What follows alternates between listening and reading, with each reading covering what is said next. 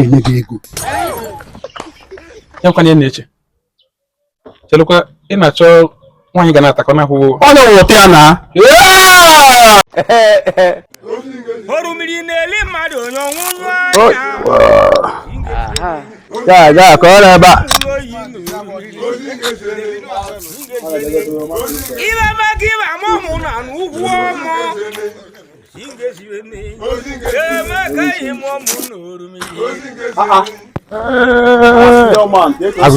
Agụga ebe na-eme Achọrọ m ịbanye na nke Emeka. Emeka ịmazi Emeka. Emeka nke mma. Emeka nwa nwaanyị ọcha na. Ihe na-eme dị. Moto ebata. Moto Emeka abatago. Ụnanya. Kikike ya na-akụzi na. Nke ịmara na Sugar Mommy was update. Oh, that woman ya na na-alụ wife bilie moto. Moto ebata na ụtụ a. Hello?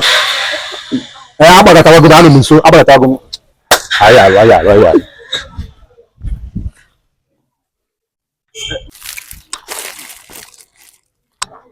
Mabala anụ m na-ekwu. Imam?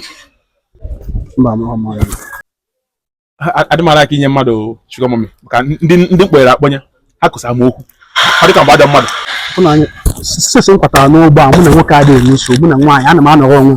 Chere ọ na-akụ ekwu ndị mkpere Sugar Mommy ebughị ibu. Ọ bụghị maka mụ nwa. O nwere na onye Emeka go moto kịta ya. O nwere mfe kịta owe ka ọ bụrụ na mkpere Sugar Mommy ya. Adịmara aka ndị mmadụ ya maka na a na-akpọ ya dị too much na. Enweghị m nsogbu with anybody. It's kwani nsogbu adịrọ ọ bụkwa free. Ana m abụghị nsogbu.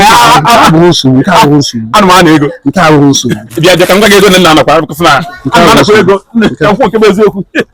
Nke abụghị nsogbu. Bịa. Okay. Ka chile bana na ọsụ ka ọsụ nchele site and soma. Okay, so ya kwuo ebe na after. Ihe nchile wa biko mụ na nwaanyị a. Mụ na adị na mmasị nso ụwa.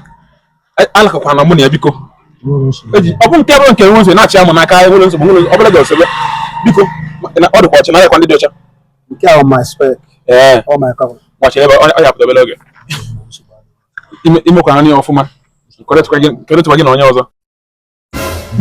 Nkwa mpọba. Susu Chukwu.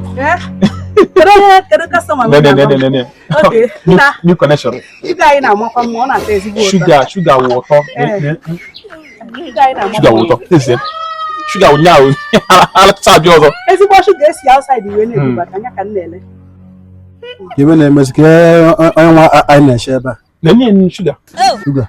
Ihe ngwa gị wụ Sugar Mommy ka ngwa gị. Sugar Mommy ka m na-abụ na pasens.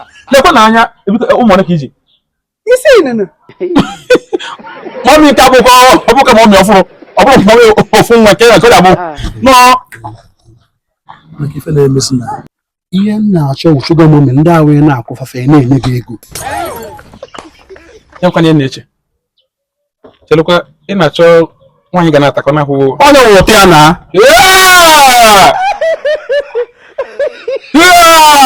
Onye akwata bụ isi ọ pụrụ ihe. Ọ na-achọ nwaanyị nọ na di nwunye mmadụ ya na-atakọ nwaanyị ya na-enye ego. Ya Sugar Mommy. Biko kedu customer m nwe na-akpọ. Ọ ga ntị enweghị m ihe na-agba gị na mgbe ị batara ka ọ bụ eme ụta so onye gị ego a ego ya na ime gị ụtọ na enwe pọdọ.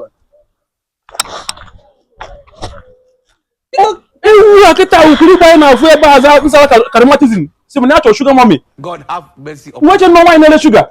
Sugar bụ ihe a. Ewu a na-akọ na nwaanyị nọ na di nwunye mmadụ ga na-ata. Anụ ọhịa. Onye ya maka ka ihe adị ebe na-ata gị.